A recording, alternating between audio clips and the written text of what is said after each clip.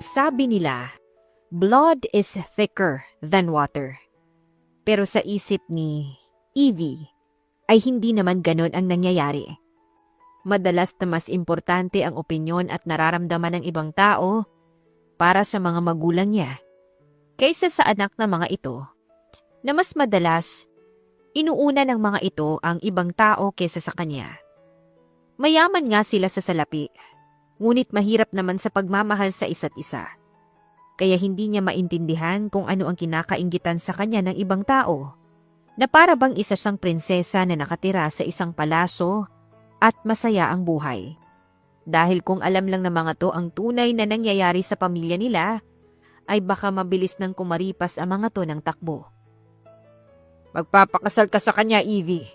Saad ng daddy niya, habang umiinom ito ng kape na para bang simpleng bagay lang ang sinasabi nito.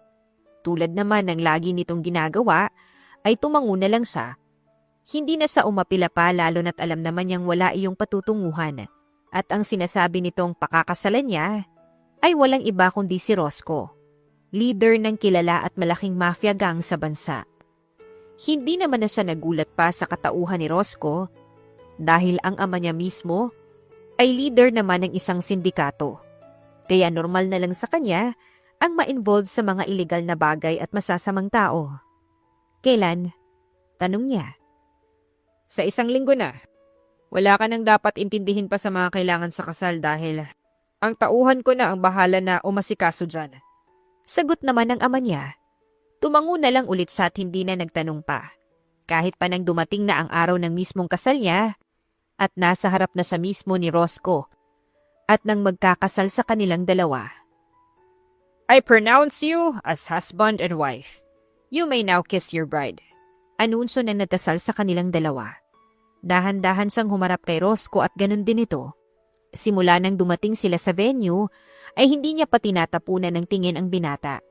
At ngayon na kailangan na nilang magharap, ay ang malamig na tingin nito ang unang bumungad sa kanya. Hindi naman niya yon pinansin. Imbis ay sinuklian niya rin ng kasing lamig ang tingin niya dito. Kahit pa nang iangat na nito ang kanyang belo at hinalikan siya nito, ay hindi pa rin nagbabago ang ekspresyon ng mukha niya. Ito yung magiging silid mo. Anito sa kanya nang makarating sila sa condo nito. Nasa penthouse yon ng pinakamahal na condominium building sa BGC. Bagay na hindi naman niya kinagulat pa. Okay. Sagot lamang niya at saka pumasok na sa silid na para sa kanya. Hindi na rin siya naghintay pa ng kung ano pa ang sasabihin nito at sinarado na niya agad ang pintuan niya. Alam naman niya ang magiging estado ng pagsasama nilang dalawa ni Roscoe, na hanggang sa mag-asawa sa papel lang ang magiging koneksyon nilang dalawa, kaya wala siyang plano na mag-invest ng kahit na ano para dito. Good morning, madam! Bati sa kanya ng kasambahay ni Roscoe na si Linda. Handa na ba yung almusal, ate? Tanong naman niya. Handa na po. Kaya lang, nauna na si Sir Roscoe kumain. Ayos lang. Umalis na ba siya? Opo. Sagot naman ito. Mabuti naman. Anya tsaka dumiretso na sa hapag para kumain. Habang naiwan namang naguguluhan si Linda sa kinatatayuan nito. Hindi naman na niya ito pinansin at kumain na lang. Subalit tila hindi ganun si Linda dahil lumapit pa ito sa kanya para magtanong. Madam, hindi ba kakakasal niyo lang dalawa ni Sir? Oo. Bakit bumalik agad siya sa pagtatrabaho? Wala ba kayong balak na mag-honeymoon na muna? Diretsong tanong pa nito. Muntik naman siyang mabulunan sa narinig. Honeymoon? Bakit naman namin gagawin yun? Mag-asawa po kayo, madam. Sa papel lang, Linda. Siguro naman ay aware ka sa ginagawa ng amo mo. Sagot niya pa. Napasimangot naman agad si Linda sa narinig niya. Akala ko pa naman nakapag-move on na si Sir kaya siya nagpakasal. Hindi pa pala. Naka-move on? Kanina naman siya mag-move on. Usisa niya naman. Nag-iba naman agad ang ekspresyon ng mukha ni Linda. Tila ba pinagsisisihan nito na nabanggit nito yon sa harap niya. Sabihin mo na, Linda, wala naman akong pakialam sa personal na buhay ni Roscoe, no? Pilit niya nang hindi pa rin ito nagsalita. Kung wala naman po pala kayong pakialam, bakit niyo po gustong malaman? Tanong naman ito sa kanya. Dahil sinimulan mo, Narinig ko na at na-curious ako, kaya gusto kong malaman. Hoy, si Madam Chismosa rin. Asar naman ito sa kanya. Umirap naman siya dito. Sabihin mo na o magagalit ako sa'yo dahil tinawag mo kong chismosa. Sasabihin ko na, Madam. Ano po? May fiancé po si Sir Roscoe bago kayo.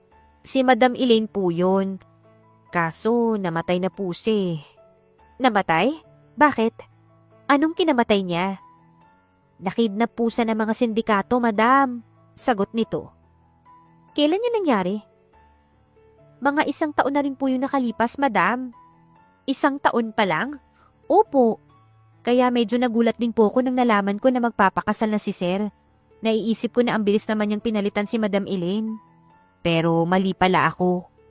Tumango naman siya. Alam niyang iniisip ni Linda kahit na hindi na nito sabihin pa.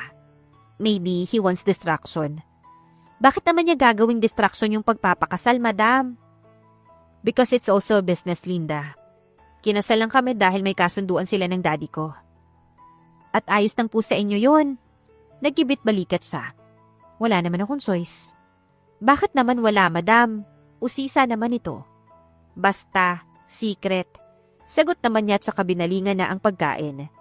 Habang kumakain naman ay hindi niya mapigilan ang mapaisip sa mga nalaman niya. Kung bakit pumayag si Roscoe na magpakasal sa kanya kung kamamatay lang ng fiancé nito. Alam niyang higit pa sa distraction ang dahilan ng pagpapakasal nito sa kanya. Alam niyang mahigit pang dahilan yon. Samantala, hindi naman maintindihan ni Roscoe kung ano ang uunahin niyang trabaho. 1 araw lang naman siyang nawala pero tambak na agad ang mga kailangan niyang gawin. Sa totoo lang, ay wala sa plano niya ang pagpapakasal kay Evie, ni hindi niya naisip na magpapakasal pa siya pagkatapos mamatay ni Elaine. Ngunit para sa kapayapaan ng lahat, ay tinanggap pa rin niya ang alok ng ama nito na makasal sa kanya si Evie, kapalit ng pagkamatay ni Elaine. Dahil din mismo sa sindikato ng ama nito. Ang ama kasi ni Evie ang dahilan kung bakit namatay si Elaine. Wala sana siyang balak tanggapin yon. Ngunit nang makita niya ang kawawang si Evie at marinig ang sinabi ng ama nito na kung hindi siya pakakasal sa anak nito, ay ipapakasal naman niya ang dalaga sa iba pa nitong kasosyo sa negosyo bilang kolateral. Hindi siya ang klase ng tao na mabilis mahabag, ngunit sa pagkakataon na yon ay nakaramdam siya ng awa para kay Evie. Kaya hindi na siya nag-isip pa at tinanggap na lang ang alok na pakasalan niya ito, kapalit ng pagkamatay ni Elaine. Anong ginagawa mo dito? Kunot noong tanong sa kanya ni Liam ang kanang kamay niya sa grupo nang makita siya nitong pumasok sa opisina niya. Ano ba sa tingin mo? Diba katatapos lang ng kasal mo? Litong tanong naman ito sa kanya. Umismid naman siya. Alam mo kung bakit nangyari ang kasal na yon, Liam. Kasal lang yon sa papel. Pero hindi mo man lang ba susulitin yung asawa mo? Ang ganda pa naman nun at ang sexy. Shut up, Liam. O bakit? Akala ko ba kasal sa papel lang kayo? Oo, pero hindi ko pa rin gusto na marinig kung ano man yung mga nasa isip mo tungkol sa kanya. Bakit? Crush mo ba? Nakangising tanong naman ito sa kanya. Wala na tayo sa high school para sa ganyang bagay, Liam. Ang mabuti pa kumilos ka na at magtrabaho. Marami tayong asikasuhin ngayong araw. Sagot niya. Napasimangot naman si Liam dahil doon. Akala ko pa naman makapagpapahinga ako ng ilang araw. Bokya pala. Sino ba kasi ang nagsabing umasa ka? Akala ko makikipag-honeymoon ka na muna eh. Hindi ko gagawin yun. Sagot niya at saka tumayo na sa swivel chair niya. Saan na naman ba tayo? Sa mga Morel. Maniningil. Sagot niya at saka lumakad palabas ng kanyang opisina. Mafia boss. Yon ang tawag sa kanya ng lahat dahil sa uri ng mga negosyo na meron siya. Aminado naman siyang sa 10 negosyo niya ay 3 lang doon ang legal. Illegal na ang natitirang 7 niyang mga negosyo. Pero hindi naman siya kasing sama ng ama ni Evie na human trafficking ang negosyo. Dahil ang trabaho niya ay nakafocus sa pera. Nagpapautang siya sa mga nagsusugal sa kasino na siya lang din ang nagmamay-ari. At hindi lang siya basta-basta nagpapautang na pwedeng takbuhan ng mga nangutang sa kanya. Dahil sa oras na pumirma ang isang tao ng kasunduan sa kanila, ay sinisigurado niyang hindi ito makakawala sa kanila hanggang hindi nito bayad ang utang nito. Dahilan kaya siya tinawag na mafia boss. Tingin mo ba magbabayad na si Sigmund? Tanong sa kanya ni Liam habang nasa biyahe sila. He should. Sobra-sobra na ang pagpapasensya ko sa kanya. Kaya wag niya akong lubusin. Sagot naman niya. Para sa kanya, bayad na siya dahil binigyan na niya yung kapital ng utang niya. That's not how our business works, Liam. Alam mo yan, at alam na alam niya rin yun. Kaya nga, pero masyadong matigas ang mukha ng isang yun dahil pinagpipilitan niyang tapos na siya sa obligasyon niya sa atin. Tignan natin mamaya kung maiisip pa ba niya yan pagkatapos ng gagawin ko sa kanya. Sagot naman niya. Bakit? Anong gagawin mo? Umiling siya. Makikita mo mamaya. Nakangisi na tumango lamang si Liam. Kilala naman siya nito. Alam nito kung gaano siya kaseryoso at anong ugali niya pagdating sa negosyo. Hindi siya nakikipaglaro pagdating sa pera. Tumahimik naman silang dalawa pagkatapos noon. Ngunit habang nasa biyahe siya ay hindi niya mapigilang mapaisip tungkol kay Evie. Dahil para sa isang anak ng makapangyarihang tao, ay masyado itong tahimik at mailap. Para bang wala itong pakialam sa mundo. Hindi niya alam kung anong klase ng buhay ang meron ito. Habang nasa poder ito ng kanyang mga magulang, ngunit sigurado siyang hindi yun maganda, base na rin sa kilos at ugali nito. Nandito na tayo. Anunsyo ni Liam nang makarating na sila sa destinasyon nila. Tumango naman siya at sumenyas na sa mga tauhan niya na pasukin na ang lugar ng pakay nila. Tinawag naman siya ni Liam nang masigurado nitong nakaayos na ang lahat para sa kanya. Roscoe, nakikiusap naman ako sa'yo. Bigyan mo pa ako ng konting panahon, magbabayad naman ako eh. Salubong sa kanya ni Sigmund nang makalapit na siya dito. Nagtaas siya ng kilay. Hindi pa ba sapat ang 3 buwan na palugit na binigay ko sa'yo, Sigmund? Hindi. Alam mo naman na mahina yung kita ngayon, kaya hindi sapat ang maibabayad ko sa'yo. Natawa naman siya. Ang sabihin mo, wala ka talagang balak na magbayad. I had you watched over, Sigmund. Ang lakas mong gumasto sa kalaban na kasino, pero hindi mo magawang magbayad sa mga utang mo sa akin. Hindi ko alam yung sinasabi mo, Roscoe. Sa inyo lang ako nagsusugal, hindi kita niloloko. Depensa naman ito. Matagal mo na akong niloloko, Sigmund. Kaya ngayon na ubos na yung pasensya ko, maniningil na ako. Pero wala pa nga akong pambayad, Roscoe. Hindi ko na problema yon. Mas malawak ang isinasagot niya, tsaka sumenya sa mga tauhan niya na kunin ang lahat ng pwede nilang kunin sa mga ari-arian ni Sigmund hanggang sa mapuna na mga yon ang utang nito sa kanya. Ngunit nakuha na nila ang halos lahat-lahat ng mga mamahaling gamit nito, pero hindi pa rin sapat ang mga yon. Kulang pa ng 30 milyon, saad ni Liam pagkatapos. Nilingon naman siya muli ni Sigmund. May 30 million ka pang utang sa akin, Sigmund. Bibigyan ulit kita ng 1 buwan para mabayaran yon. Dahil kung hindi, ay sisiguraduhin kung hindi ka na talaga makakabayad. Umalis na siya pagkatapos noon. Hindi na siya lumingon kahit na sumisigaw na nagmamakaawa pa si Sigmund sa kanya.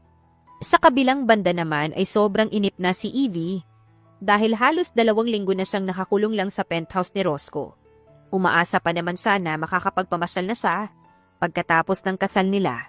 Ganun pa man ay nagpapasalamat pa rin siya na hindi katulad ng inaakala niya ang pagkatao ni Roscoe. Akala niya ay mapipilitan siyang sumiping dito para lang mabigyan ito ng anak. Malapit na yata akong mabaliw. Sabi niya sa sarili nang maisip ang bagay na yon. Hindi pwede to.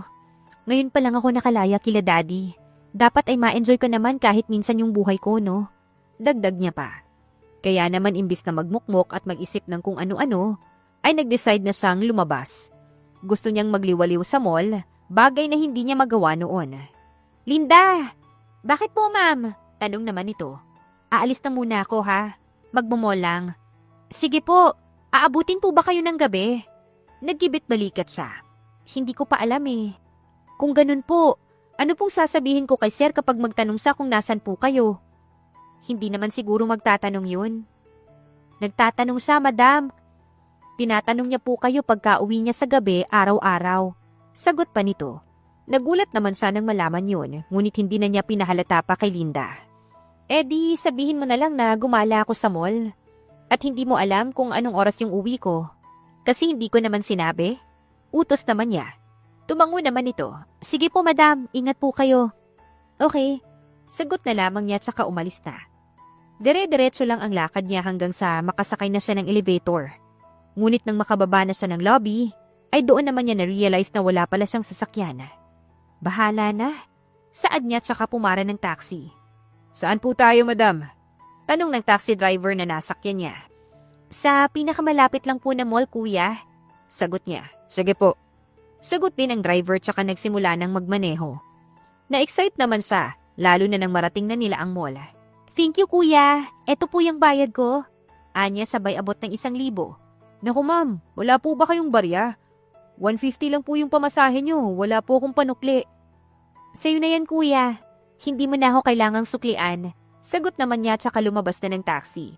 Pagpasok niya sa loob, ay sa food court agad siya pumunta para kumain ng kung anong magugustuhan niya. Matagal na kasi niyang pangarap ang makakain sa ganun, ngunit lagi siyang pinagbabawalan ng mommy niya. Kaya ngayon na may pagkakataon na siya, ay gagawin na niya ang lahat ng gusto niya. Pagkatapos kumain, ay nanood naman siya ng sine. Tapos ay nag-ikot-ikot sa iba't ibang butik at namili ng kung ano-ano. Para naman hindi sabihin ni Roscoe na nilulustay niya ang pera nito, ay bumili din siya ng 5 necktie para dito. Pati si Linda, ay binilhan niya rin ng pasalubong. Tuwang-tuwa pa siya habang naglalakad palabas ng mall, kaya lang ay bago pa man siya tuluyang makaabot sa sakayan, ay bigla na lamang nagdilim ang buong paligid niya. Bigla na lamang may nagtaklob ng kung ano sa ulo niya, dahilan para wala siyang makita. Naramdaman na lamang niya na may bumuhat sa kanya at isinakay siya sa sasakyan. Sino kayo? Tanong niya pero wala man lang sumagot sa kanya. Sinubukan niya namang kumawala ngunit hindi niya magawa dahil sa sikip ng kinalalagyan niya. Huwag kang malikot. Saad ng isang boses lalaki. Hindi naman siya nagpatinag at mas nagpumiglas pa. Pakawalan niyo ako! Sino ba kayo ha? Kinikidnap niyo ako? Sigaw niya pa sa mga to. Sabing manahimik ka eh! Sigaw ulit sa kanya ng lalaki, saka may hinampas sa likod ng ulo niya. Pagkatapos nun ay nawalan na siya ng malay. Samantala, hindi naman mapakali si Roscoe dahil hindi pa rin umuwi si Evie. 2 oras na siyang nakauwi ngunit hindi pa rin ito dumadating galing sa labas. Anong oras siya umalis? Tanong niya kay Linda. 2:00 po, sir. Sabi niya po, magmumulang po daw siya. Wala ba siyang sinabi kung anong oras siya uuwi? Umiling ito. Wala po. Napahugot naman siya ng malalim na hininga. 10:00 na kasi at wala pa rin si Evie. Alam niyang sa mga oras na yon ay sarado na ang mga malls, kaya sigurado siyang wala na ito doon. Liam, bungad niya ng tawagan ito para hingan ng update. Naikot na ng mga tao natin ang lahat ng mall malapit sa inyo. Pero hindi pa rin nila nakita si Evie. Sagot naman agad ni Liam. Inutusan niya kasi agad ito na hanapin si Evie pagka-uwi pa lang niya at nalaman niyang wala ito sa bahay nila. Sa ibang mall sa labas ng city. Pinapunta ko na rin sila doon. Pero Roscoe, sarado na ang mga mall sa ganitong oras. Hindi kaya dinukot siya? Saad pa nito. Kanina niya pa yun naiisip. At alam niyang may posibilidad nga na ganun ang nangyari. Ngunit tas gusto niyang isipin na hindi ganun ang nangyari. Ayaw niyang pagdaanan ni Evie ang ganoong sitwasyon. Sandali, Liam, tumatawag si Sigmund. Sabi niya nang biglang sumingit ang tawag nito sa usapan nila. Si Sigmund? Bakit ka naman niya tatawagan? Ewan ko. Pero may kutob ako na may kinalaman nito kay Evie. Sagot niya. Dahil kung totoong nakidnap si Evie, ay si Sigmund lang naman ang alam niyang may posibilidad na gumawa nun. Sasagutin ko lang yung tawag. Kalmadong saad niya pa, kahit na ang totoo ay nagngingit-ngit na ang kalooban niya. Sigmund, anya nang sagutin ang tawag. Sa wakas, sinagot mo rin, Roscoe. Akala ko hintayin mo pang maubos yung pasensya ko eh. Ano naman yung pakialam ko kung maubos yung pasensya mo? Malamig na sagot niya. Talaga ba? Paano naman kung sabihin ko sa'yo na sa oras na maubos yung pasensya ko, ay bigla ko na lang tataniman ng bala ang ulo ng asawa mo? Sagot pa nito. Para naman siyang pinagbagsakan ng langit at lupa sa narinig. Ngunit hindi niya pwedeng ipahalata kay Sigmund dahil siguradong magdidiwang ito at baka kung ano pa ang gawin kay Evie para lang pahirapan siya. Eh di gawin mo. Tignan mo kung may pakialam ako. Sagot niya kunwari. Asawa mo siya! Malamang meron! Kunwari ay natawa siya. We're just arranged with no feelings for each other, Sigmund. At kung meron mang dapat na matakot sa ating dalawa, hindi ako, kundi ikaw. Hindi mo kilala kung sino ang ama niyang babaeng dinukot mo. Tingin mo ba ay may pakialam din ako kung sino man itong Golden Dragon, Sigmund? Anak ng leader ng Golden Dragon yung kinuha mong babae. Putol niya sa sinasabi nito. Wala akong pakialam. Kung hindi mo ibabalik sa akin yung mga kinuha mo, sisiguraduhin kong sasabog ang utak nitong asawa mo, Roscoe. Banta naman ito sa kanya. Sige, subukan mo, Sigmund. Baka magulat ka na lang na utak mo yung sumabog sa sahig mamaya. Sagot naman niya tsaka ito binabaan ng tawag. Pagkatapos naman nun ay agad niyang tinawagan si Liam para sabihin dito ang kailangan nilang gawin para mabawi si Evie. Track, Sigmund. Nasa sa kanya si Evie. Utos niya na agad naman itong sinunod. Hindi naman sila nahirapan na i-track ang location ni Sigmund, kaya wala pang 5 minuto ay nasa isang lumang warehouse na sila kung saan ito tinatago ang asawa niya. Check the parameter. Utos niya sa mga tauhan niya. Hindi siya pwedeng magpadalos-dalos dahil kaligtasan ni Evie ang nakasalalay sa bawat kilos niya. At kung noon ay nakaya niya pa ang pagkamatay ni Elaine, ngayon ay baka hindi na kung sasapitin din ni Evie ang sinapit nito. Mukhang maraming nakuhang kakampi si Sigmund ngayon, Roscoe. Ang dami niyang bantay. Sagot naman ni Liam. Wala akong pakialam, Liam. Kailangan nating makuha si Evie nang walang kahit na anong galos. Seryoso niyang saad. Kami na ang bahala sa mga alagad ni Sigmund. Pagtango ni Liam. Sige. Sagot niya tsaka diretsong tinahak ang daan papasok ng warehouse habang hawak-hawak ang kanyang baril. Sa bungad pa lang ng warehouse ay may namataan na agad siyang 2 tauhan ni Sigmund na agad naman niyang pinaulanan ng bala. Wala na siyang balak pang magpatumpik-tumpik pa, lalo na't hindi niya alam kung ano na ang lagay ng asawa niya. Makita lang kita, Sigmund. Sisiguraduhin ko na mahahati ka sa 8. Nagngingit-ngit ang mga ngipin niyang saad habang maingat na naglalakad na ulit papasok ng warehouse. Ilan pang mga tauhan ni Sigmund ang nakasalubong niya na agad niyang pinaputukan. Hindi na niya binigyan pa ang mga to ng pagkakataon na makabunot ng baril at baka sa pa ang maunahan ng mga to. Halos magwala naman siya nang maikot na niya ang buong warehouse, ngunit hindi pa rin niya nakikita si Evie. Nasaan yung asawa ko? Nanggigigil niyang tanong sa nag-aagaw buhay na tauhan ni Sigmund. Sasabihin mo o dadaliin ko yung pagbaba mo sa impyerno? Dagdag niya pa. Itinuro naman ito ang nakakandadong silid sa malayong gilid ng warehouse habang umuubo ng dugo. Hindi naman na siya nag-aksaya pa ng oras at agad na pinuntahan ng silid na yon para kunin si Evie. Sa kabilang banda naman, ay pilit na inaaninag ni Evie ang buong paligid niya. Ngunit kahit anong gawin niya, ay wala pa rin talaga siyang makita sa sobrang dilim. Wala sang ibang makita kundi kadiliman lang.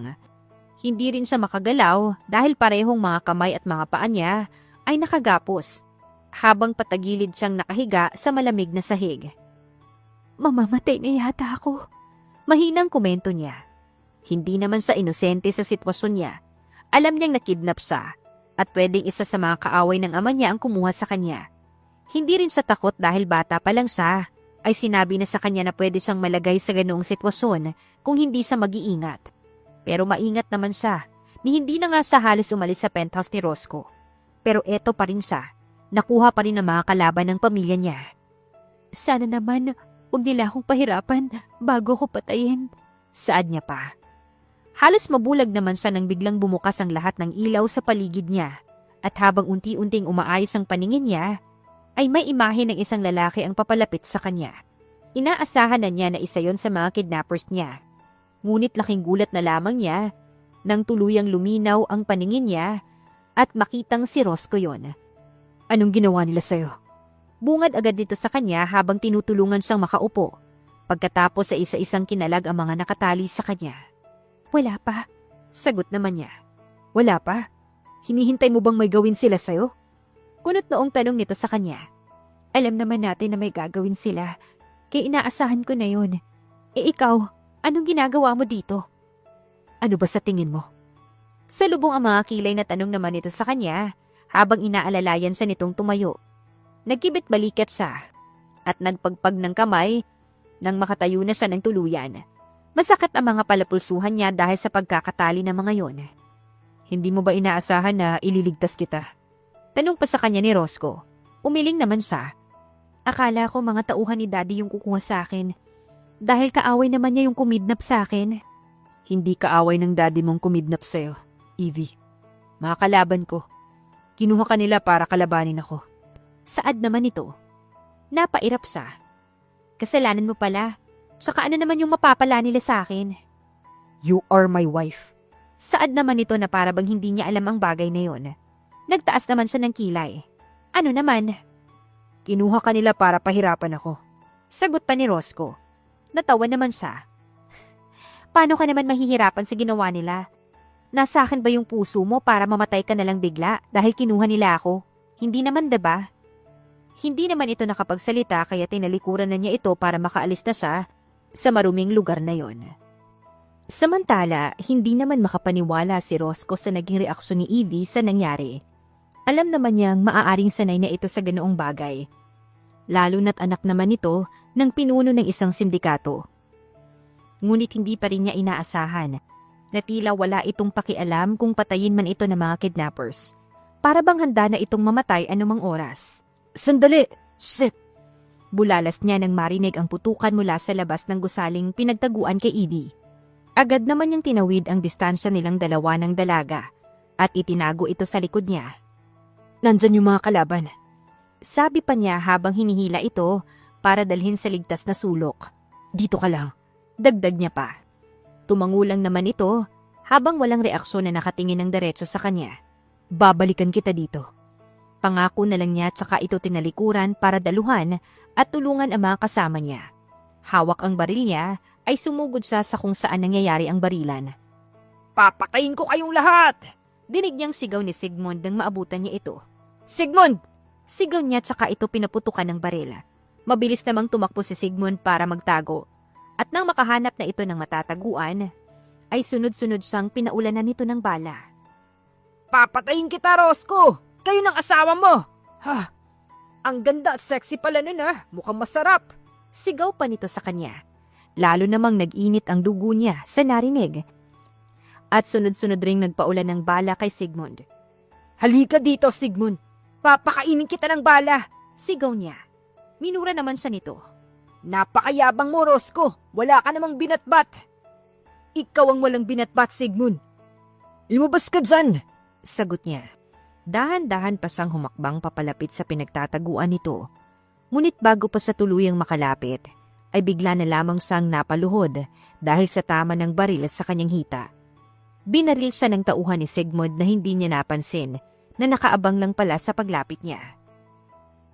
Oh, ano ka ngayon? Puro ka kasi angas eh. Wala ka naman talagang ibubuga.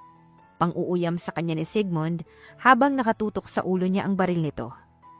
Wala ka namang binatbat eh. Nakatago ka lagi sa likod ng mga tauhan mo. Dagdag pa nito. Ngumisi naman siya. Sigurado kung kahit may tama ako ngayon, ay kaya pa rin kitang patayin, Sigmund. Kahit hindi pa gamitan ng baril.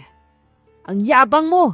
Sigaw naman ito sa kanya at saka pinukpok ang ulo niya ng baril. Napapikit siya sa sakit at nanlabo ang isang mata niya dahil sa dugong tumutulo mula sa parte ng pinukpok nito. Mamamatay ka na't lahat-lahat, mayabang ka pa rin. Sabi pa nito. Sasagot naman sana siya nang bigla na lamang silang nakarinig ng tama ng baril. Natulala siya saglit nang bigla na lamang bumagsak sa harapan niya si Sigmund dahil sa tama ng baril sa ulo nito. Mas lalo siyang natulala nang makita kung sino ang may gawa nun. Walang iba kundi si Evie. Hindi siya makapaniwala na kaya nitong humawak ng baril, lalo na umasinta ng kaaway. Ngunit hindi pa man siya nakakabawi sa gulat na nararamdaman niya, ay bigla naman siyang nakaramdam ng takot nang si Evie naman ang bumagsak sa harapan niya. Evie! Sigaw niya at agad-agad na pinaputukan ng tauhan ni Sigmund na bumaril sa asawa niya. At kahit hirap ay nilapitan niya agad si Evie pagkatapos tumumba ng binaril niya. Okay lang ako. Saad nito sa kanya kahit namimilipit na sa sakit gawa ng tama ng bala sa balikat nito. Hindi naman niya mapigilan ang mapamura. At kung kanina ay pinipigilan niya pa ang galit niya, ngayon ay hindi na niya magagawa pa yon. You're bleeding, Evie. Umiigting ang mga panga na saad niya. At agad na nilapatan ng first aid ang sugat nito nang sa ganon ay mabawasan ang pagdurugo nun. Hindi na niya alintana pa ang sariling dugo na umaagos mula sa mga sugat niya. Malayo naman sa puso to. Mas ikaw pa nga yung mas mukhang hindi okay sa ating dalawa eh. Sagot naman ito. Lalo naman siyang nainis. Hindi niya alam kung bakit tila wala itong pagpapahalaga sa buhay nito, na para bang handang-handa na itong mamatay anumang oras. Napapikit na lang tuloy siya at napahugot ng malalim na hininga. Just be quiet, please. Mamamatay na nga ako pero wala pa rin akong karapatang magsalita. Nakairap na sagot naman ito. You're bleeding. Alam ko, at hindi naman ako bulag at lalong hindi ako manhid. Sigaw pa nito pabalik sa kanya. You're unbelievable. Naggagawa mo pa talaga makipag-away sa akin sa oras na to. Bakit ka ba kasi nagagalit? Inaano ba kita? Singhal pa nito sa kanya. Hindi naman na siya sumagot pa at binuhat na lang ito para madala sa kotse niya. Hirap man sa paglalakad, ay pinilit pa rin niya itong madala doon. Safe na ba tayo? Tanong naman ni Evie sa kanya. You're safe with me. Malamig na sagot naman niya. Parang hindi naman. Komento pa nito na lalo niyang kinainis. Hindi na lang tuloy siya nagsalita. Pagdating naman sa sasakyan niya ay sinisiguro muna niyang komportable ang pagkakaupo nito sa backseat. Tsaka siya umikot para sa driver's seat. Roscoe! Tawag sa kanya ni Liam bago pa siya makapasok sa loob ng sasakyan niya. May tama ka? Tanong pa nito. Evie shot Liam. Dadalhin ko siya sa ospital. Sabi pa niya. Ikaw din naman. Ako na yung magdadala sa inyong dalawa sa ospital. Sagot nito tsaka siya inalalayan papasok sa loob ng sasakyan niya. Make sure they will suffer from what they did to my wife, Liam. Utos niya pa rin kahit nasa biyahe na sila papunta sa ospital. Ang mga bata na natin ang bahala sa kanila. Sagot naman ito habang diretso lamang ang tingin sa daan. Pagdating naman sa ospital ay agad din silang inasikasong dalawa ni Evie. Sabay silang inoperahan para maalis ang bala sa loob ng katawan nila. Patay na si Sigmund Roscoe. Bungad na sabi ni Liam sa kanya pagkatapos ng operasyon niya. I know. Evie killed him. Evie? Si Evie ang pumatay kay Sigmund? Yes. She shot him straight in the head. Sagot niya na parang maliit na bagay lamang ang ginawa ng asawa niya. Wow! Your wife can hold a gun and kill someone? Her father is the syndicate's leader, Liam. We shouldn't be wondering about that. Ay, oo nga pala. Tapos, mafia boss naman yung asawa niya. Wala nga palang pinagkaibang dalawang yun. Sagot naman ito. Hindi siya umimik at napailing na lang. Sa ngayon, ayaw na muna niyang isipin ang tungkol sa nangyari. Ang importante para sa kanya ay ligtas ang asawa niya. Sa kabilang banda naman ay hindi maiwasan ni Evie na makaramdam ng pagka-proud sa sarili pagkatapos ng nangyari. Natutuwa siya na nagamit na niya ang natutunan niya sa pagpa-fire range sa totoong buhay. Kumusta na yung pakaramdam mo? Tanong sa kanya ni Roscoe. Ayos naman. Ikaw? Tanong niya rin. Dahil kung titignan ay mas mukhang grabe pang injuries nito kesa sa kanya. Ayos lang din. Parang hindi naman. Hindi ka nga makalakad eh. Kaka-opera ko lang, Evie. Ako rin naman. Ismid niyang sagot. Ang tigas ng ulo mo, no? Ayaw mong magpatalo. Komento naman ito sa kanya. Sino ba kasi ang nagsabing mabait ako? Ang daddy mo. Sabi niya, hindi sasakit yung ulo ko sa'yo. Pero bakit tingin ko na-scam niya ako? Wow ha? Baka ako yung na-scam. Ang sabi ng daddy ko, wala akong poproblemahin kapag nagpakasal ako sa'yo. Pero eto, hindi pa nga umaabot ng 1 buwan, muntik na akong mamatay dahil sa kagagawan mo. Sagot naman niya. Talagang ayaw magpatalo. Hindi ko sinasadyang madamay ka. Hindi ako naniniwala.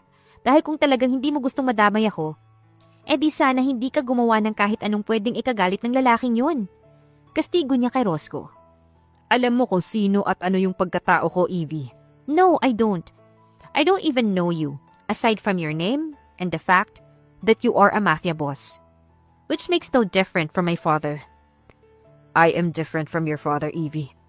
I don't kill people to make a living. Sagot naman ito sa kanya. Pareho lang kayong illegal ang kinabubuhay. Sagot niya. Bata pa lang siya, alam na niyang hindi mabuting tao ang kanyang ama, na ang lahat ng meron sila ay dahil sa kasamaang palad ng ibang tao. Ngunit ganun pa man ay hindi niya magawa ang magreklamo o tumanggi man lang sa mga binibigay ng mga to sa kanya. Dahil unang-una, minsan siyang naniwala na normal lang ang ganoong gawain ng kanyang ama. At pangalawa, pinanganak lang siya para magkaroon ng silbi sa negosyo ng pamilya nila. Kaya wala siyang karapatan na maglabas ng kahit na anong opinyon, kahit isa lang o kahit sa anumang usapin. Muli namang napailing si Roscoe. Tila basuko na ito sa pakikipagtalo sa kanya. Kumain ka na ba? Ayoko ng pagkain dito sa ospital. Walang lasa. What do you want for dinner? I'll just order. Mas gusto ko yung luto ni Linda, sagot niya. Tumango naman ito at wala nang sinabi. Pinanood na lamang niya itong pumindot ng kung ano sa cellphone nito hanggang sa ilagay ni Roscoe yun sa tenga nito. Linda, pakidala naman kami dito na makakain. Yes, anything na may sabaw. Bring fruits as well. Alright, thank you. Inutusan mo si Linda? Tanong niya. Sabi mo, gusto mo ng luto niya, diba? Oo, pero hindi ba yun hassle para sa kanya? Ang dami niya pang gawain sa bahay. Ayos lang yan sa kanya. At kung inaalala mo yung mga gawaing maiiwan niya, tatawag na lang ako ng pwedeng gumawa nun habang nandito si Linda. Gagawin mo yun? Para hindi ka na mangamba. Sagot naman ito sa kanya. At ewan niya pero tila may kung ano siyang naramdaman dahil sa naging sagot nito. Hindi yun ang unang beses na ganun ang ginawa ni Roscoe para sa kanya. Ilang beses na kung tutuusin. Ngunit lagi niyang pinipili na wag itong pansinin. Subalit sa pagkakataong ito ay tila hindi na niya magagawa pa na ignorahin ang mga ginagawa nito. Lalo na't masyado itong naging maalaga sa kanya kahit pa kailangan din ito ng alaga. Do you want anything? Tanong sa kanya nito isang araw pagkatapos nilang makalabas ng ospital. Umiling naman siya. Ayaw nang makaabala pa dito lalo na't naka-wheelchair pa rin ito. How about food? Hapon na. Oras na ng merienda. Tanong pa ulit nito. Ako na lang yung kukuha kapag nagutom ako. Sagot na lang niya. Sa akin mo na lang sabihin. Ako na yung kukuha for you. Paano mo naman gagawin yun? Mas injured ka pa sa akin. Tanong niya. Dahil di tulad ni Roscoe ay sa balikat lang naman ang injury niya. Nagulat naman siya nang bigla na lamang itong tumayo mula sa wheelchair nito at mayabang na humarap sa kanya. Kaya ko na. Pinapahinga ko lang yung binti ko. Saad pa nito. Hindi naman na niya napigilan ang matawa sa ginawa nito. Hindi niya talaga alam kung bakit pero mas lalo siyang nakaramdam ng kakaiba. Anong nakakatawa? Anong naman ni Roscoe sa kanya? Ikaw! Nakakatawa ka! Naiiling na sagot naman niya. Akala naman niya ay maiinis ito sa kanya. Na mapipikon ito dahil pinagtatawanan niya ito. Pero mali siya. Dahil imbes ay ngumiti lang ito't nailing. Pwede bang tumabi? Tanong nito sa kanya. Tumango naman siya. Sa'yo naman tong sofa kaya bakit nagpapaalam ka pa sa akin? Nauna kang naupo eh. Baka ayaw mong tabihan kita. Bakit mo naman naisip yun? Baka lang naman. Hindi no. Natatawa na lamang nasagot niya. Hindi naman na nag-aksaya pa ng oras si Roscoe at iika-ikang naglakad para makaupo sa tabi niya. Natahimik naman sila pareho nang nasa tabi na niya ito. Samantala, hindi naman malaman ni Roscoe kung ano ang gagawin niya ng mga sumunod na araw dahil itanggi niya man ay nagugustuhan na niya ang manatili lang sa kanilang bahay para makasama niya ang kanyang asawa. May gusto ka bang kainin ngayon? Tanong niya. Umiling naman ito. We just ate, Roscoe. Are you planning to make me fat?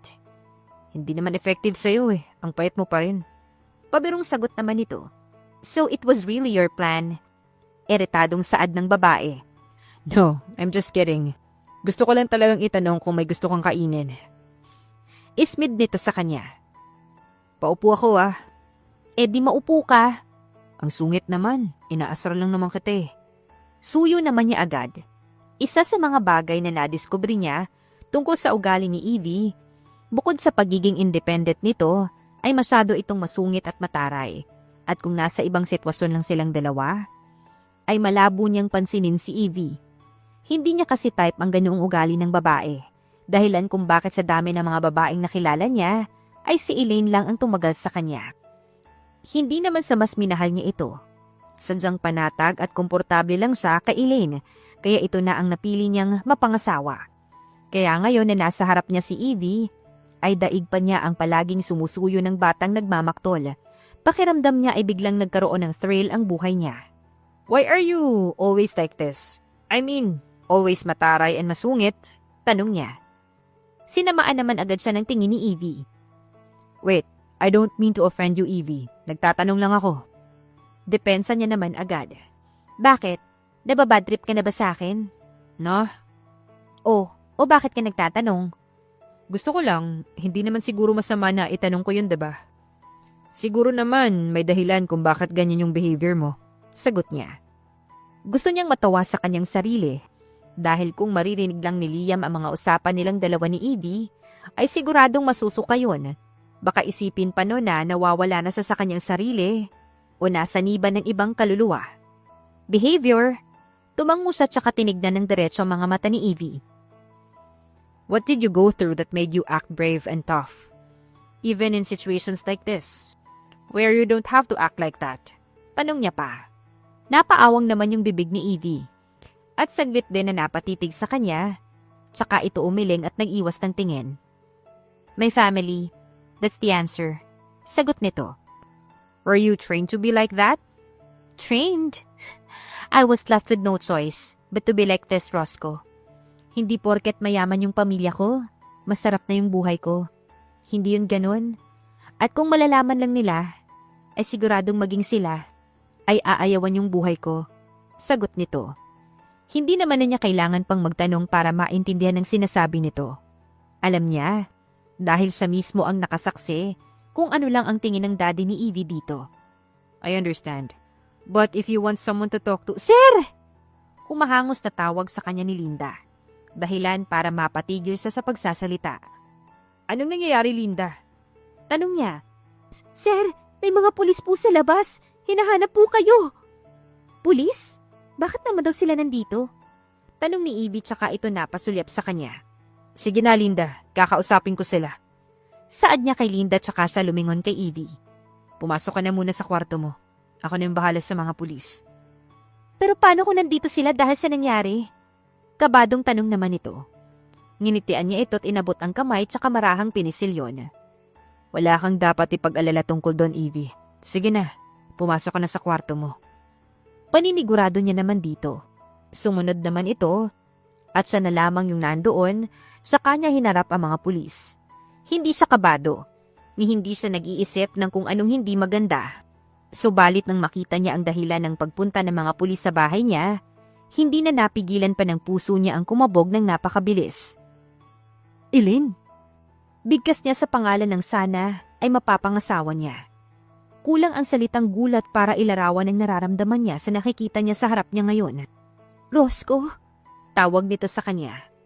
Sir, natagpuan po namin si ma'am na palakad-lakad sa kalsada. Ito raw po yung address niya kaya hinatid namin siya dito. Saad ng isang pulis sa kanya. Dahilan para magising siya sa pagkagulat. Thank you, sir. Sagot niya dahil blanko pa rin ang isip niya. Tumango naman ito sa kanya at may mga sinabi pa bago umalis na hindi pumasok sa isip niya dahil sa kalituhan. Hindi niya alam kung ano ang magiging reaksyon niya bukod sa gulat. Hindi niya alam kung paanong nangyaring buhay si Elaine. Gayong kitang-kita niya ang wala na nitong buhay na katawan noong dapat ay ililigtas niya ito. Roscoe, nakabalik ako. Naiiyak na saad naman ni Elaine. Paano? Anong paano? Kunot noong tanong nito sa kanya. They killed you, Elaine. I saw your lifeless body. Sagot niya. But I wasn't dead, Roscoe. Hindi ka ba masaya na buhay ako? Nandito na ako ulit. I'm already married, Elaine. Diretsahang saad pa niya. Ayaw niyang umasa ito na may babalikan pa ito sa kanya. Ha? I got married 3 months after your death. But I wasn't dead, Roscoe. I thought you were dead, Elaine. That's why you married someone else. Yes. Because my life didn't stop when we all thought you were dead. Saad niya pa. Kitang-kita naman niya ang sakit na mabilis na dumaan sa mga mata nito. That was so cruel, Roscoe. Akala ko ba kaya ako yung napili mong pakasalan? Eh dahil sa akin ka pinakakomportable. Tumango naman siya. Hindi niya itatanggi yun. Dahil yun naman talaga yung dahilan kung bakit minsan ay ginusto niya itong pakasalan. Yun lang at wala nang iba pa. Paano mo nagawa sa akin yun, Roscoe? Paano mo nagawa na magpakasal sa iba? Kastigo pa nito sa kanya. I love my wife, Elaine. Kaya mo siya pinakasalan? No. But I learned to love her. I fell in love with her. Sagot niya. Sa lahat ng totoong bagay na sinabi niya, ay etong pag-amin niya sa nararamdaman niya para kay Evie ang pinakatotoo sa lahat. You love her? Akala ko ba hindi mo kayang gawin ang bagay na yun? Na hindi mo kahit kailan magagawang magmahal? Yun din yung akala ko. Pero mali ako. Dahil mahal ko na yung asawa ko ngayon, Elaine. Naiiyak na umiling naman si Elaine. Imposible. Hindi ako naniniwala sa sinasabi mo, Roscoe. Alam ko na hindi mo kayang magmahal. Mahal ko yung asawa ko, Elaine. Seryosong sagot naman niya. Umaasa na sa ganun ay maiintindihan na nito ang sinasabi niya. Ako, ang tagal-tagal nating magkasama, Roscoe. Nagawa mo man lang ba akong mahalin? Ayaw man niyang mas masaktan pa ito, ngunit ayaw niya rin itong bigyan ng kahit na maliit na pag-asa. Hindi, Elaine. Tulad ng sinasabi ko sa iyo noon, ay komportable ako nakasama ka. Dahilan para gustuhin kong pakasalan ka. Ngunit hanggang doon lang yon, at hindi na humigit pa sa kung saan at ano. Sagot niya pa. Wow! Ang sama mo! Pinilit kong mabuhay para makabalik sa'yo pero wala na pala akong babalikan. Hindi na pala ako makakabalik. Saad naman ni Elaine habang humahagulgol na. I'm sorry, Elaine. Ang sabi na lang niya tsaka ito niyakap. Matagal niya rin itong nakasama kaya tunay na nahahabag siya sa sitwasyon nito ngayon. Ngunit tulad ng sabi niya, hindi na aabot pa sa pagmamahal ang pwede niyang maramdaman para sa dalaga. Sa kabilang banda naman ay hindi maiwasan ni Evie na maintriga sa babaeng kausap ni Roscoe. Kanina lang ay kabado pa siya dahil sa biglaang pagdating ng mga pulis sa bahay nila. Ngunit ngayon, hindi na niya maiwasan ang magngit-ngit dahil sa nakikita niya ngayon sa harapan niya. Nasa di kalayuan siya at tanaw na tanaw niya ang pag-uusap ng dalawa. Nakita niya kung paanong yakapin ni Roscoe ang kaharap nito dahil naging emosyonal na ito. Sino siya? Tanong niya kay Linda habang pareho silang nakatanaw kay Roscoe at sa kausap nitong babae. Nagpapalit-palit naman ng tingin si Linda mula sa kanya at sa dalawang nasa harapan nila. Tila hindi nito alam kung sasagutin ba ang tanong niya o hindi. Sabihin mo na, Linda. Pilit niya pa. Si Madam Elaine po, ma'am. Elaine? Si Madam Elaine po, yung dating girlfriend ni Sir, Madam. Yung naikwento ko sa inyo nung minsan? Yung ex-fiancé niya? Opo, siya nga po yan, Madam. Akala ko ba patay na siya? Sa lubong ang mga kilay na tanong niya. Yun din po yung alam ko, Madam. Kaya nga po hindi ako makapaniwala na nakikita ko siya ngayon eh. At siguradong ganun din po si Sir. Sagot pa nito. Tumango naman siya at muling binalingan ang dalawa. May kung anong kirot siyang naramdaman sa dibdib habang pinapanood ang mga to. Emosyonal pa rin si Elaine habang yakap-yakap ni Roscoe. Minahal ba siya ni Roscoe? Tanong niya ulit kay Linda kahit pa alam niyang mas ikakakirot ng dibdib niya ang maririnig niya. Madam, just answer me, Linda. Gusto kong malaman kung minahal ba siya ni Roscoe. Dahan-dahan naman itong tumango. Matagal po silang magkasintahan bago sila nagdesisyon na magpakasal. Mahal na mahal siya ni Sir. Kaya nung akala namin na namatay na si Madam Elaine, sobrang nasaktan si Sir. I see. Saad niya lang tsaka tumalikod para bumalik na sa silid niya. Sa loob ay pinakawalan na niya ang mga luha na kanina pa nagbabadyang pumatak habang naglalakad pa lang siya pabalik sa silid niya. You're stupid, Evie. Napakitaan ka lang ng konting kabaitan. Nahulog ka na agad. Kastigo niya sa sarili habang marahas na pinupunasan ang mga luha niya. Ngunit kahit anong pahid niya ay patuloy pa rin ang pagpatak ng mga luha niya. Kaya sa huli, hinayaan na lang niyang pumatak ang mga yon. Umaasa na sa oras na mapagod siyang umiyak, ay mawawala rin ang sama ng loob na nararamdaman niya. Subalit nakatulog na lang siya ay ganun pa rin ang nararamdaman niya. Mabigat pa rin at may kirot sa kanyang puso. Hindi na rin siya nagulat pa na ang pagising niya kinabukasan ay namamaga ang mga mata niya. Ang pangit ng mga mata ko. Parang puwet ng manok. Anya sa sarili. Anong sasabihin ko pag nakita nilang ganito yung mata ko? Tanong niya pa. Nakailang hilamos na siya at lagay ng cream sa mga mata. Pero hindi man lang humupa ang pamamaga ng mga yon. Hayaan mo na nga, si Linda lang naman yung nandito. Hindi ko na lang siya papansinin kapag nagtanong. Suko niya at tinapos na ang pag-aayos ng sarili. Lumabas na siya ng silid niya. Pagkatapos noon, ay ganun na lamang yung gulat niya nang makitang nandoon pa si Roscoe. Naghihintay sa kanya sa hapag. Anong nangyari sa mga mata mo? Bungad nito sa kanya. Nasaan yung kasama mo kagabi? Imbes ay tanong niya rin. Sadyang hindi niya pinansin ang tanong nito. Umuwi na, kahapon pa. Malamig na sagot naman ito. Tila walang pakialam sa tanong niya. Ba't mo pinauwi? Bakit di mo na lang siya dito pinatulog? Baka mamaya may nangyari na naman sa kanyang hindi maganda. Mapait niyang saad habang nagsasandok ng pagkain niya. Kunot noon naman siyang tinitigan ni Roscoe. Binalingan niya naman ito. I know her, Roscoe. She was your fiancé, right? She was supposed to be in this spot. Your wife. But don't worry, I will be willing to step aside and give her back this spot. Sa kanya din naman to dapat eh. Diretsahan niyang sagot. What are you saying? Iritadong tanong naman ito sa kanya. I'm giving you two a chance to be together again. That's what I'm saying. If it's not still clear to you, sagot naman niya. Why the hell would you do that? Because you love her. I don't. I did, but not anymore. Evie, where did you get that idea, huh? Galit nitong kastigo sa kanya. Ang noon naman niya ang kumunot habang nakatingin kay Roscoe. Hindi niya maintindihan kung bakit nagagalit ito sa kanya, gayong nagpaparaya na siya para makasama nito ang babaeng mahal nito. Why are you angry? Di ba dapat magpasalamat ka na lang sa akin dahil hindi ka na mahihirapan na makasama yung babaeng mahal mo? Hindi mo ba narinig yung sinasabi ko, ha? Hindi ko na siya mahal, Evie. Hindi ko mahal si Eileen, kaya tigilan mo na yung sinasabi mo. How can you unlove her easily when you were together for a long time? Imbes ay tanong niya. Inis na napahawi naman si Roscoe ng buhok nito at napahugot ng malalim na hininga. Who said I loved her?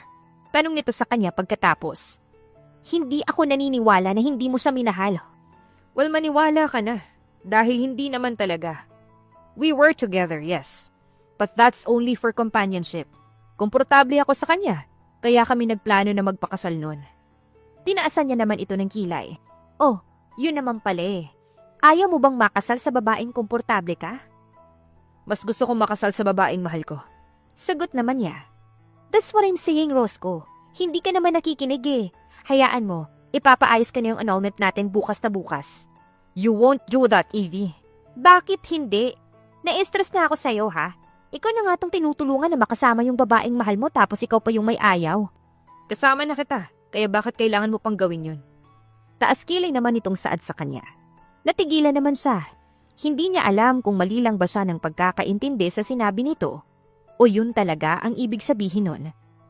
Seryoso ako, ha? Seryoso din ako. Mukha ba akong nakikipagbiruan sa'yo, ha?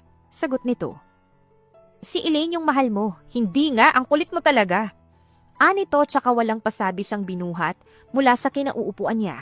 Roscoe, bitawan mo nga ako! Sigaw niya ngunit hindi naman siya pinansin nito. Diretso lang ang lakad nito hanggang sa marating na nila ang loob ng silid nito.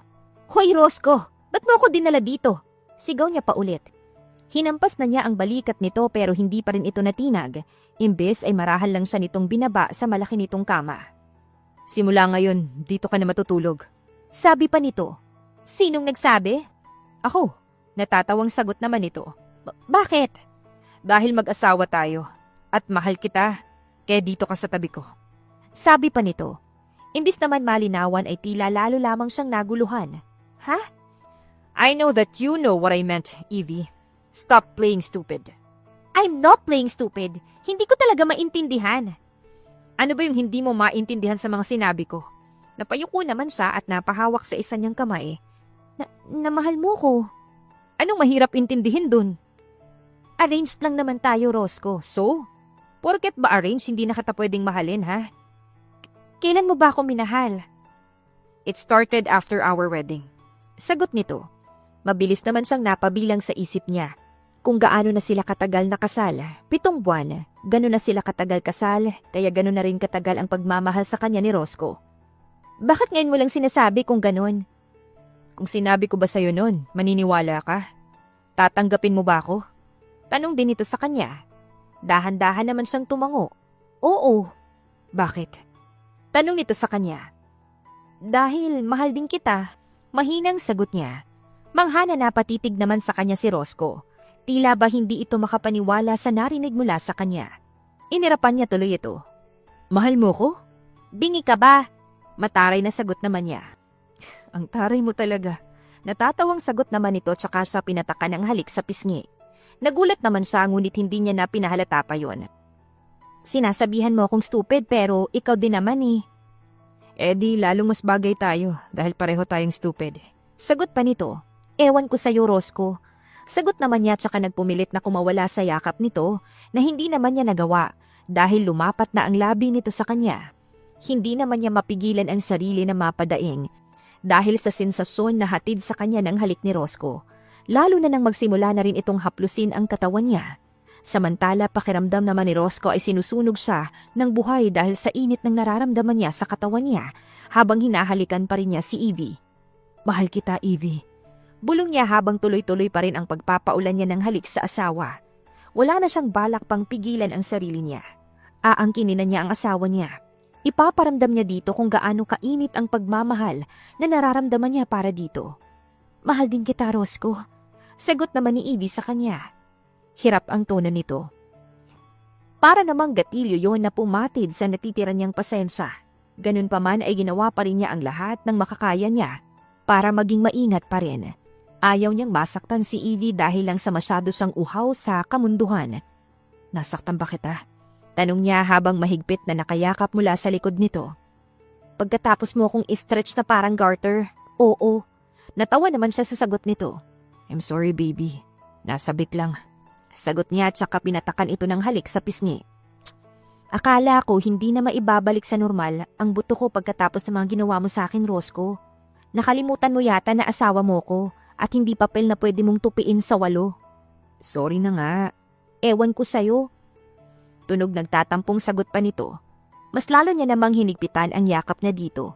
Takot na baka bigla na lamang itong mawala sa kanya. Evie? Ilang anak ba yung gusto mo?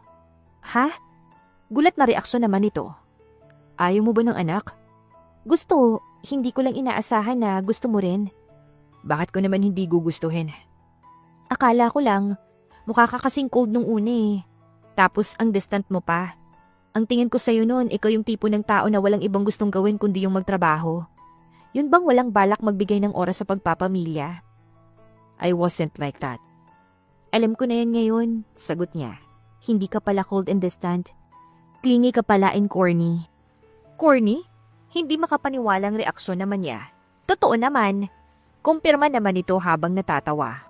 No, I'm not. Yes, you are, Roscoe. Tignan mo nga ngayon. Para kang ahas kung makapulupot sa akin. Nandito lang naman tayo sa kwarto mo pero kung makayakap ka, akala mo aalis ako. Kwarto natin, Evie. Dito ka na matutulog simula ngayon.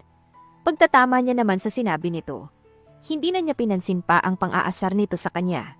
Imbis naman na sumagot ay tinitigan siyang mabuti nito. Tila ba binabasa ang buong pagkatao at kaluluwa niya. I have question.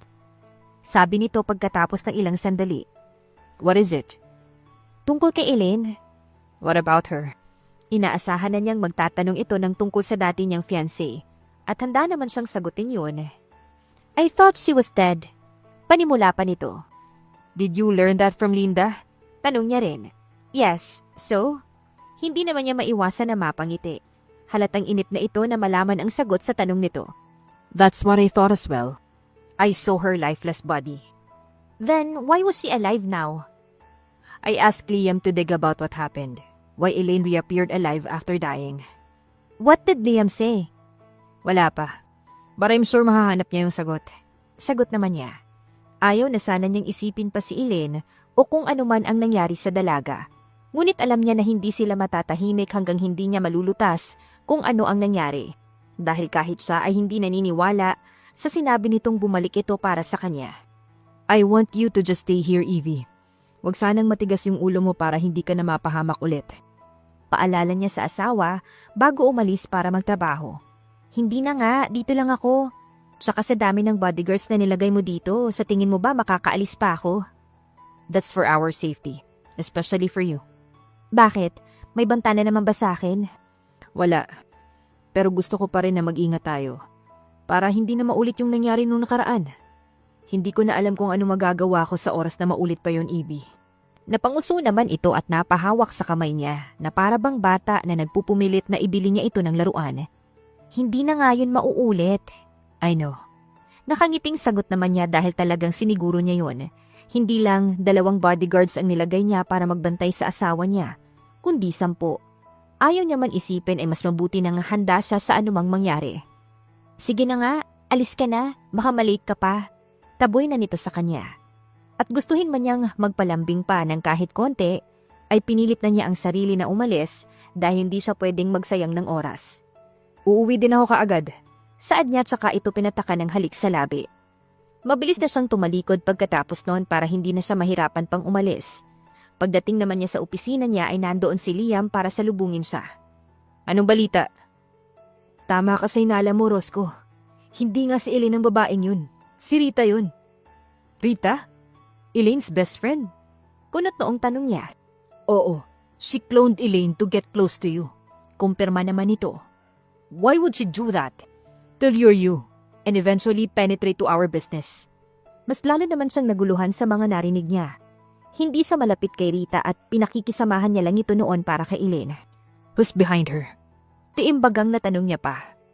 You'd be shocked to know. But it's none other than your father-in-law. Pagbubunyag pa ni Liam. My father-in-law?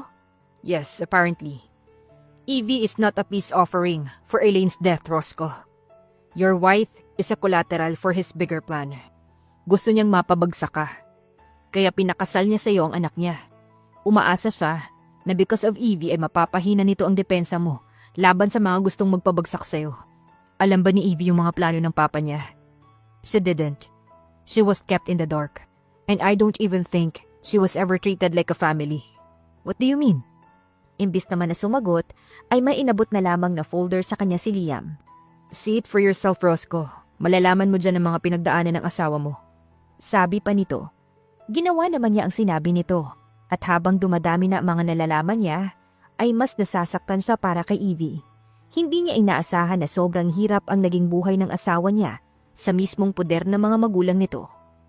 Paano nila nagawa to kay Evie? Like what I've said, she was a collateral, Roscoe. She was trained to be a good daughter, so she could be of use to her father's interest. Paliwanag pa ni Liam. Mas lalo lang tuloy siyang nagagalit. Gusto na niyang umuwi tuloy at yakapin ng mahigpit ang asawa niya. Sa kabilang banda naman ay hindi na mapigilan pa ni Evie ang magtaas ng kilay habang kaharap si Elaine. Bigla na lamang itong dumating sa penthouse at ngayon ay nagtataray sa kanya. So, you're the wife. Saad nito habang pinagmamasdan siya mula ulo hanggang paa. Yes, I am Roscoe's wife. My replacement. Komento pa nito. Tila sinusubukan siya. How am I your replacement when you were never the wife? You won't be his wife if hindi ako namatay. At hindi ka nga namatay. Pero ako pa din yung asawa. Sagot niya. Napahugot siya ng malalim na hininga bago humalukip-kip sa harap nito. Alam mo, Elaine, hindi ko alam kung ano yung pinagtataray mo dito. Gayong wala ka namang karapatan. I was the one he's supposed to marry. Sumingit ka lang. Yan ang pinagtatantrums mo. Bakit? Kasalanan ko ba na akala niya namatay ka na? Kaya ako yung pinakasalan niya, ha? I was kidnapped because of your father's syndicate. Saad pa nito sa kanya. Saglit naman siyang natigilan sa narinig.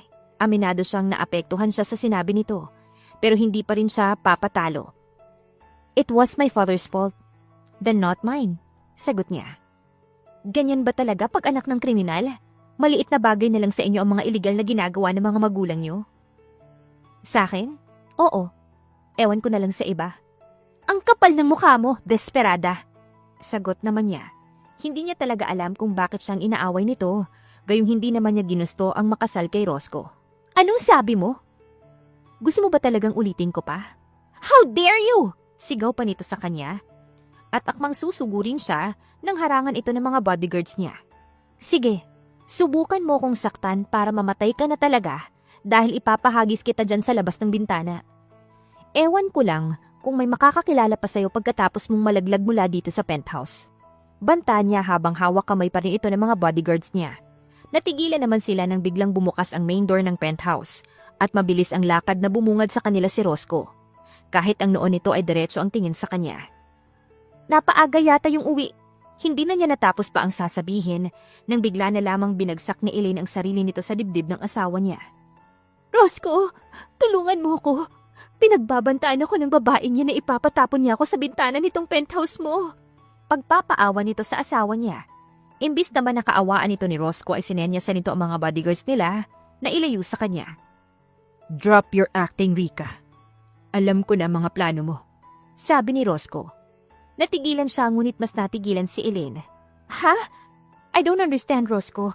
Bakit mo naman ako tatawagin sa pangalang Rita?" "I don't have time for your acting, Rita. Siguro naman, alam mo na yung pinasok mo, diba?"